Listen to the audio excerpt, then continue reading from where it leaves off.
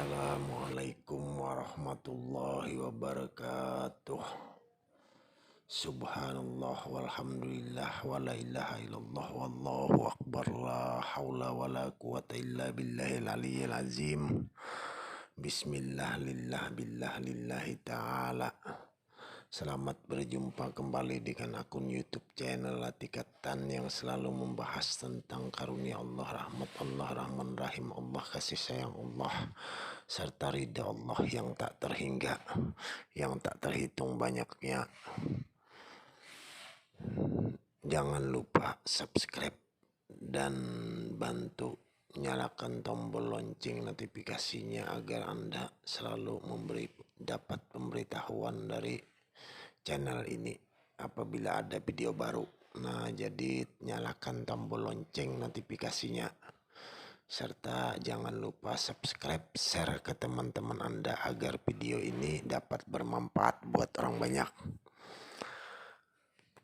Nah, jadi tujuan kita membuat video-video di YouTube channel Latikatan ini agar kita selalu saling berkasih sayang, bercinta-cintaan, saling mengasihi, saling menyayangi satu dengan yang lainnya. Apapun warna kulitnya, apapun agamanya, apapun rasnya, apapun sukunya, apapun kepercayaannya, hendaklah kita saling bercinta-cintaan, berkasih sayang, saling mengasihi satu dengan yang lainnya. Nah, marilah kita masuk ke pokok permasalahan. Nah, adapun risalah kauniyah antara Ahmad Muhammad dan hakikat Nur Muhammadiyah atau Muhammad Rasulullah Sallallahu Alaihi Wasallam. Dari asal kejadian penciptaan urutan yang betul dan tiga entitas di atas adalah Ahmad, Nur Muhammad, Muhammad Sallallahu Alaihi Wasallam. Ketiganya diyakini satu kesatuan yang tidak terpisahkan sebagai nabi dan rasul. Di kalangan ahli tasawuf, Ahmad adalah nama ruh Nabi Muhammad Sallallahu Alaihi Wasallam sebelum dilahirkan.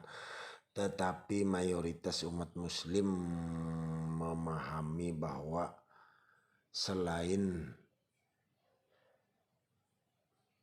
Ahmad sebagai nama ruh bagi manusia pilihan Allah atau Nabi Muhammad SAW, seorang nabi dan utusan terakhir, Nur Muhammad juga diyakini sebagai ruhani nabi dan rasul terakhir yang meskipun sudah wafat tapi masih memberkati. Bahkan diyakini nama Muhammad Sallallahu Alaihi Wasallam disebut dalam mahar salawat yang dibaca Nabi Adam ketika mengawini Siti Hawa. Nah, sebagian hadis menyebut bahwa Muhammad sudah menjadi nabi tatkala Adam masih berupa tanah, belum menjadi manusia. Nah, itu di pemahaman religius, pemahaman religius dari mayoritas umat Islam. Ahli sunnah wal jamaah praktis dan sederhana keyakinan itu bahwa kecintaan kepada baginda Nabi Muhammad SAW dengan memperbanyak membaca salawat sebagai wasilah untuk mendapat kemudahan di dunia dan mendapat syafaat di hari hisab, di hari kiamat, dianggap sudah keyakinan seperti itu selama berabad-abad. Nah, sampai saat ini pun demikian. Nah, jadi keyakinan yang seperti itu ya sudah mendarah daging. Nah, cukup dengan merindukan, mencintai dan menyebut-nyebut, mendoakan serta berdoa dengan menyelipkan salawat di dalamnya. Ya, insya Allah dijabah doanya. Nah, ini pengalaman orang-orang terdahulu. Nah, sampai sekarang diamalkan oleh orang sekarang. Permohonannya oleh Allah Subhanahu wa taala. Bahkan diyakini doa tanpa selawat tidak akan diterima. Nah, katanya. Dan sholawat adalah bacaan yang meskipun dengan riya tetap diterima. Makbul. Demikian diajarkan oleh guru-guru mulia, guru-guru mulia Aswaja. Walhasil Ahmad, Nur Muhammad dan Muhammad sallallahu alaihi wasallam adalah 3 in 1 sebagai nabi dan rasul. Kenapa demikian?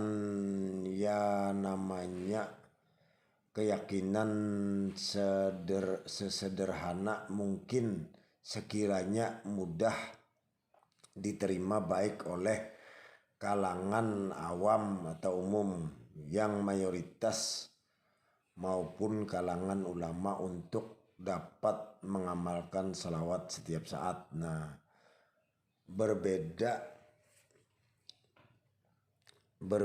di belahan bumi lain. Nah, logos atau firman utusan Tuhan menjadi 2 kualitas atau dualitas. Di antara pemuka Kristen, logos tetap sebagai firman Tuhan dalam kitab suci atau manifestasi Tuhan itu sendiri dalam diri Yesus atau Isa bin Maryam atau Maria,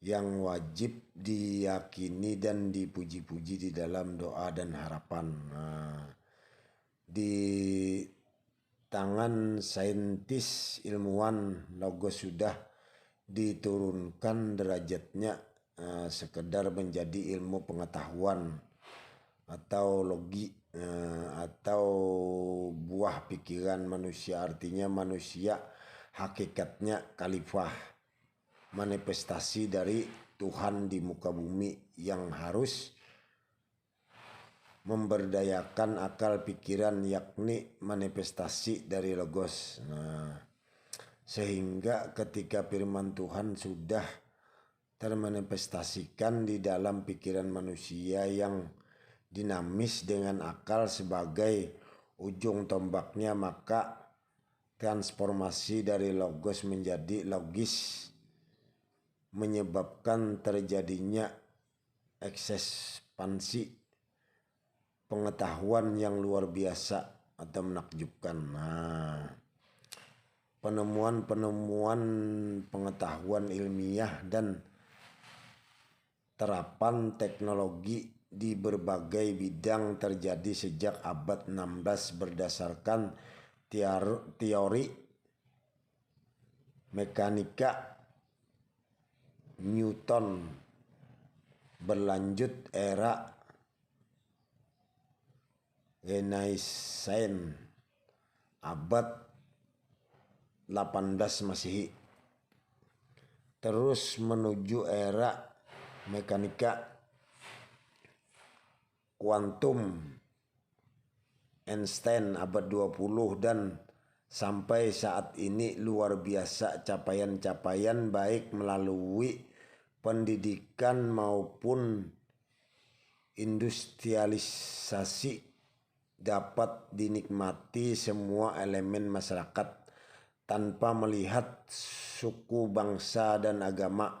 Semua menikmati produk-produk ilmu, pengetahuan, dan teknologi, terlebih ketika ditemukan dan dikembangkan pengetahuan tentang atom, inti atom yang berisikan energi dan gelombang vibrasi yang adalah 2 entitas berharga yang ada di muka bumi yang bermanfaat bagi kehidupan manusia di alam semesta ini.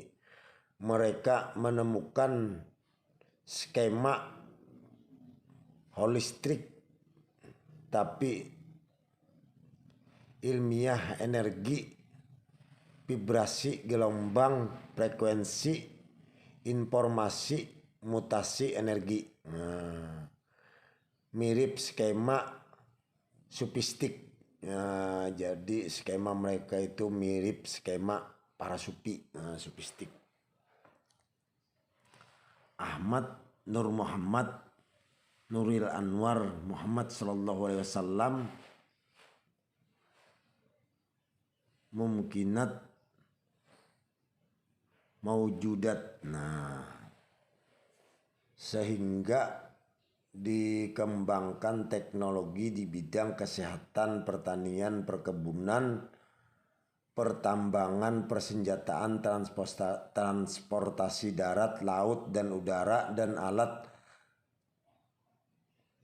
telekomunikasi untuk menyokong kebutuhan manusia sehari-hari, termasuk bidang pendidikan, sosial, ekonomi, budaya, politik, keamanan, dan pertahanan. Demikian apa-apa yang bisa kita petik atau hikmah dari ulasan tentang dua macam pemahaman soal Ahmad Nur Muhammad atau logos dan kecintaan kepada Nabi Muhammad SAW bagi Muslim, atau kepercayaan kepada Yesus atau Isa bagi umat Nasrani, yang pemahaman keduanya bersifat sakral atau suci,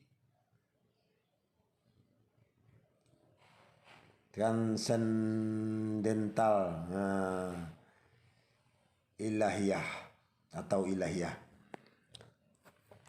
dibanding sekelompok saintis yang telah menurunkan pemahaman terhadap logos dan Nur Muhammad dari pemahaman transendental sakral ke pemahaman rasional empirik dengan capaian-capaian ilmu, pengetahuan, dan teknologi yang menakjubkan dan sangat bermanfaat bagi kehidupan manusia di muka bumi, bahkan mampu menjelajah ruang angkasa.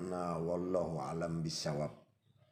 Risalah kauniyah antara Ahmad dan kode ilahiyah.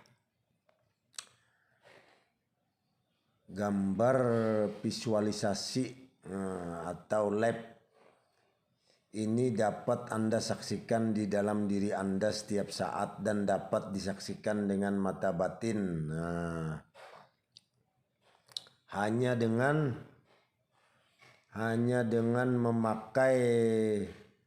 mengaktifkan puat cakra kelenjar pineal yang Anda miliki, dan dengan latihan berdasarkan di alam bawah sadar. Jadi memerlukan latihan yang luar biasa supaya kita berada di alam bawah sadar, agar kita bertemu zat wajibal wujud ilallah. Jadi kadang awal nggak bisa kita dalam kesadaran kayak gini karena masih ada diri. Karena Allah berkata, kalau kamu ada, aku tiada. Tapi kalau kamu tiada, aku yang ada. Jadi harus binasakan dulu diri yang ada ini. Jadi harus melalui latihan. Anda memiliki, dan dengan latihan tadi, jadi harus istiqomah latihan tadi, latihan supaya kita di bawah kesadaran, di bawah alam sadar. Bahkan lebih indah dan menakjubkan karena dapat disaksikan sendiri. Dialah realitas yang sebenarnya, yang maha hidup, maha menghidupkan, maha memiliki kekuatan, dan menjadi sumber energi alam semesta melalui energi dan gelombang azali Ahmad dan Nur Muhammad yang senantiasa eksis memenuhi alam semesta dan di dalam diri setiap manusia yang berkesadaran maupun yang lalai. Membaca alam semesta adalah wahyu yang diturunkan pertama kali pada Nabi Muhammad SAW dan kepada para anbiya sebelumnya. Membaca alam semesta adalah membaca pikiran Tuhan secara langsung yang diterjemahkan oleh alam. Angka-angka demikianlah yang dilakukan para saintistis secara estafet berkesinambungan maupun dialektis. Diungkapkan Albert Einstein. Di sisi lain mereka meyakini ada energi gelap, divine energi yang mengatur keteraturan alam semesta yang tidak terjangkau dan tidak teridentifikasi. Maka menemukan bahwasanya alam semesta berisi energi gelombang yang rapat dalam medan energi yang tidak terbatas mutlak, yang mereka sebut metrik ilahiyah, sehingga sampailah mereka pada kesimpulan bahwa energi adalah gelombang dan gelombang adalah energi yang secara dinamis berkembang dalam frekuensi yang menghasilkan informasi dan mutasi energi. Itu pengantar kajian kita tentang alam semesta dan energi. Jadi semuanya ini berhubungan juga dengan sains, filosof atau apa. Jadi intinya kita di sini di alam semesta ini kaji terus ilmu yang ada di alam semesta ini, apa aja pasti berhubungan dengan Allah Subhanahu wa taala, berkaitan dengan semuanya. Makanya diwajibkan kita mengesahkan zat kudrat iradat Allah supaya tidak ada lagi yang salah, tidak ada lagi yang kafir, tidak ada lagi yang sesat, tidak ada lagi kita menyesatkan orang lain. Nah, kalau pandangan kita itu sudah esa, sudah satu wujud, satu nyawa, satu rasa, satu perbuatan, satu undang-undang. Nah, satu aja lagi yang ada hanya Allah. Nah, tidak ada lagi yang tidak baik semuanya. Nah, apapun agamanya, apapun kepercayaannya, apapun rasnya, apapun sukunya, apapun yang diimaninya, apapun yang dianutnya, nyata asa pada wujudnya, asa pada sifatnya, nah asa pada zatnya. Nyata Allah Ta'ala juga yang ada. Nah, Allah Ta'ala juga yang mewujud. Nah, jadi jangan pernah lagi berpandangan kepada yang lain. Hakikatkan semuanya nyata wujud Allah Subhanahu wa taala. Sekian pembahasan antara Logos Nur Muhammad dan gelombang elektromagnetik. Konsepsi yang lahir muncul di muka bumi dipastikan ada sejarah kemunculan. Nah, pastilah kalau ada sesuatu tuh pasti ada awalnya, jadi ada akhirnya juga. Nah, tapi Allah Subhanahu wa taala itu tidak berawal, tidak berakhir. Nah, kalau dunia ini ada awalnya, ada akhirnya. Nah, wallahu alam bisawab. Jadi kemunculan, perkembangan dan pelestariannya dengan cara sendiri-sendiri. Nah, tergantung di mana konsepsi itu tumbuh dari pemahaman atau keyakinan terhadap sesuatu hal yang sangat penting karena dirasa berharga atau mulia dan sangat dibutuhkan atau karena suatu penghargaan terhadapnya, baik bersumber dari spiritualitas melalui intuisi, firasat, atau intelektualisasi melalui inteligensia, insting, naluri manusia. Maka apa unsur terpenting di alam semesta ini yang dicipta oleh zat yang gaib untuk menyatakan, melahirkan keberadaannya? Maka di setiap fase kenabian pasti pertanyaan itu muncul seiring kecerdasan manusia yang terus diasah dan semakin tajam. Setiap ada pertanyaan asal-asal usul alam semesta dan penciptanya. Jauh sebelum Nabi Muhammad lahir dan Islam belum tumbuh dan berkembang, bahkan Nabi Isa belum dilahirkan, tempatnya di Yunani kuno, kira-kira 600 sebelum Masehi, para pencerah atau yang dikenal dengan filosof sibuk berdialektika dalam batin dan pikirannya, apakah bahan alam semesta ini dan bagaimana proses penciptaannya. Nah, jadi mereka sibuk memikirkan, para filosof ini dia juga memikirkan bagaimana terjadinya alam semesta ini. Nah, bagaimana prosesnya. Nah, ini namanya tapakur. Tapakur, makanya kita tidak tahu yang selamat tidak selamat itu kita tidak tahu. Jangan dikira para sains, para ilmuwan, para filosof. Nah, ini mereka juga memikirkan keagungan Allah, kuasa Allah, karunia Allah dengan jalan tapakur.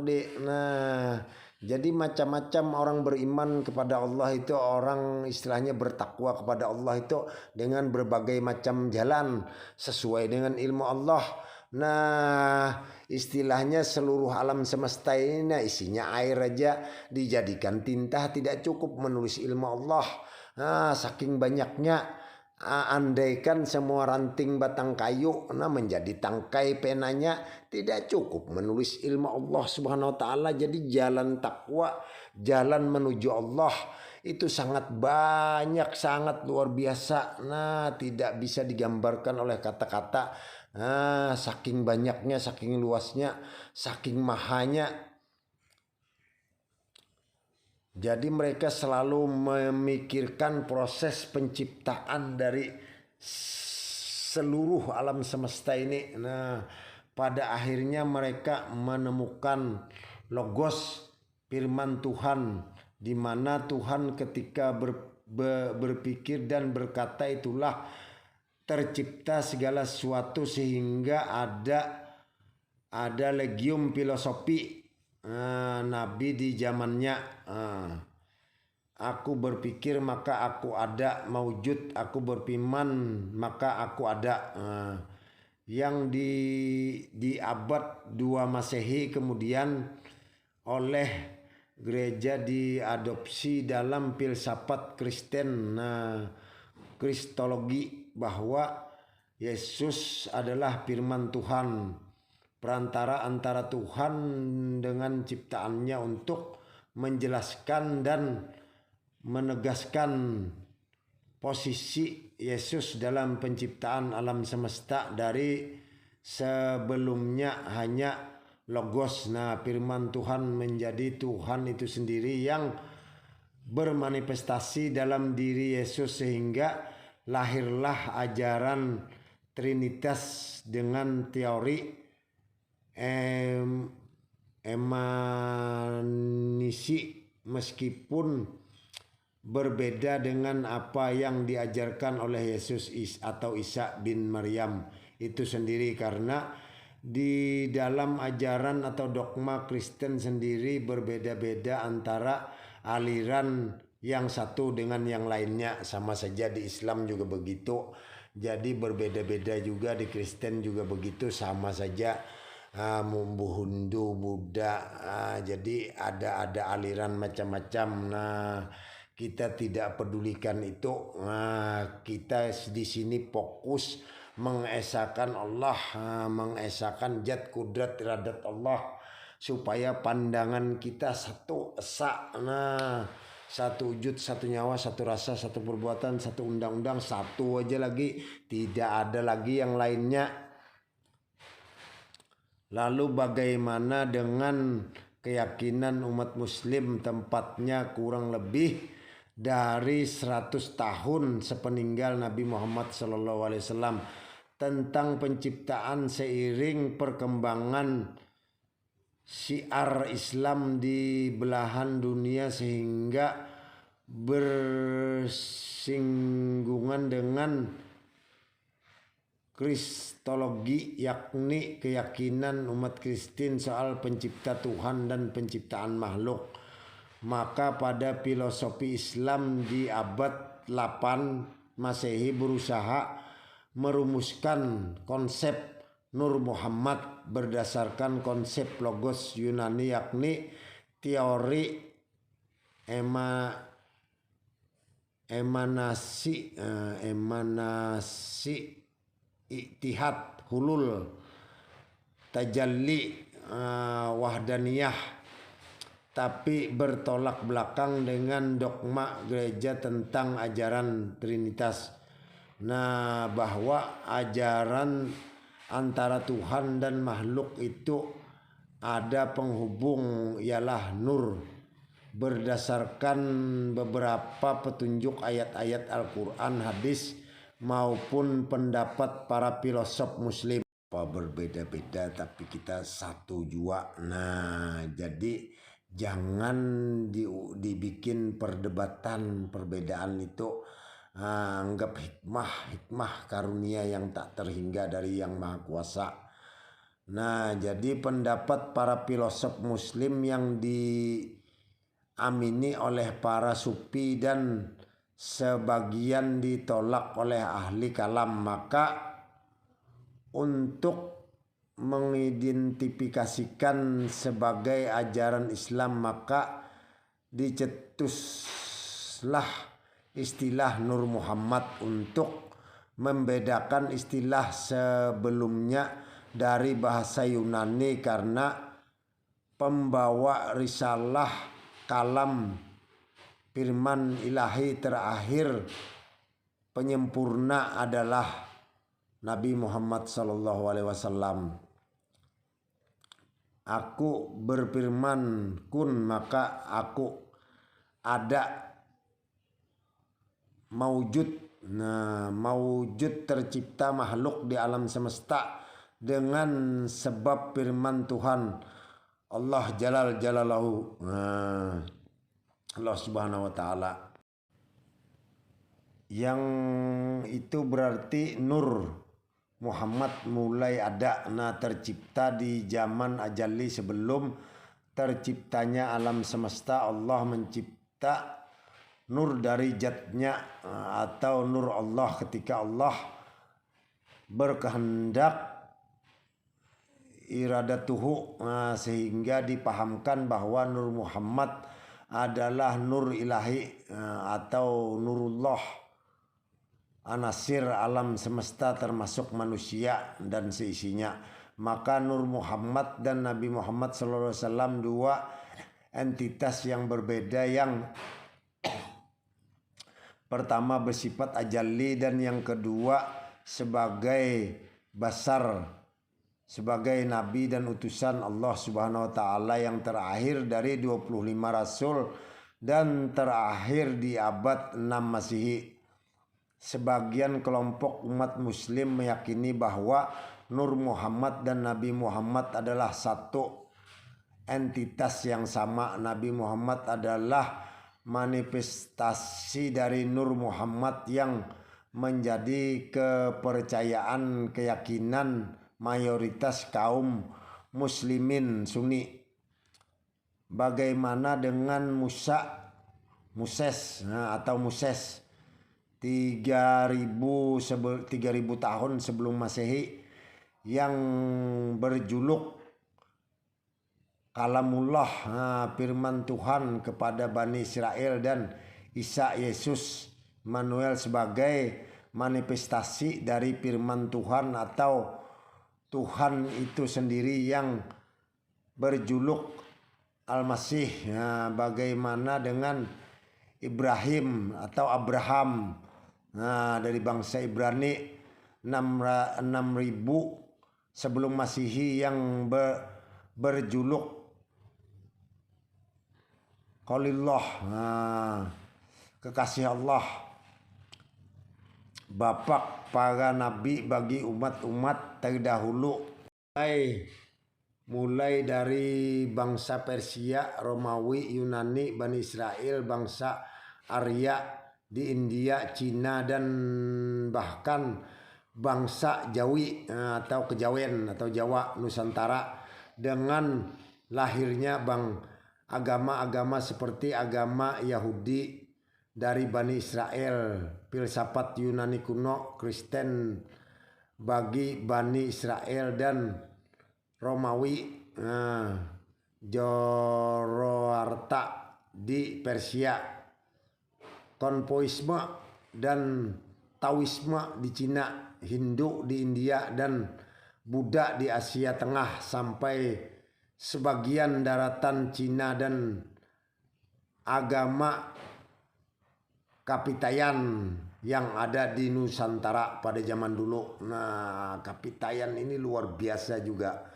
sangat luar biasa agama Nusantara ini pada zaman dulu. Ini kalau kita pahamkan sama saja, hampir ini perjalanan di alam makrifat. Nah, wallahu alam bisawab. Nah, semua agama-agama bisa ditelisik secara arkeologis jejak ajaran Ibrahim di dalamnya. Kitab Ibrani maka dikenal istilah Brahman atau Brahmana, penerus ajaran Ibrahim atau Abraham. Jadi rujukan semua agama itu dari kitab Ibrani ini, Ibrahim. Baik, nanti kita lanjutkan saja. Nah, jadi soalnya kalau kita terlalu dalam membahas tentang Ibrahim atau Abraham, ini sangat panjang.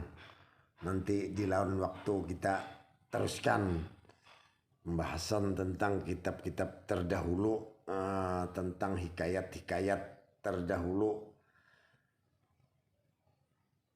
Jadi sampai di sini dulu pembahasan tentang semuanya itu. Nah, salah hilap mohon maaf.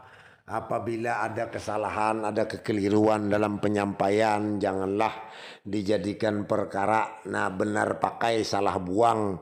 Jadi tidak perlu didengarkan kalau menurut Anda salah. Kalau menurut Anda benar, dengarkan saja, pakai saja, tidak apa-apa. Nah, jangan lupa subscribe, nyalakan lonceng notifikasinya, share dan bagikan ke teman-teman Anda. Kalau menurut Anda benar, bagikan saja. Kalau menurut Anda salah, nah jangan, nggak usah dibagikan. Jadi kita di sini sudah umpama berselisih pendapat, berselisih paham, jangan menjadi soal, jangan menjadi perdebatan. Anggap itu hikmah karunia dari Yang Maha Kuasa, dari Yang Maha Agung, dari Yang Maha Kudus, dari Yang Maha Segala Maha. Anggap itu sebagai karunia ilahi saja. Nah, jadi janganlah menjadikan kita bermusuh-musuhan. Nah, jadi terapkanlah saling mengasihi, saling menyayangi, saling mencintai. Apapun agamanya, apapun rasnya, apapun kepercayaannya, apapun yang diimaninya, Hendaklah kita saling mencintai, saling mengasihi, saling menyayangi satu dengan yang lainnya. Akhirul kalam, wabillahi taufiq wal hidayah. Assalamualaikum warahmatullahi wabarakatuh. Indonesia harga mati, NKRI harga mati, cintailah negeri kita tercinta Indonesia Raya ini. Wassalam al-fakir.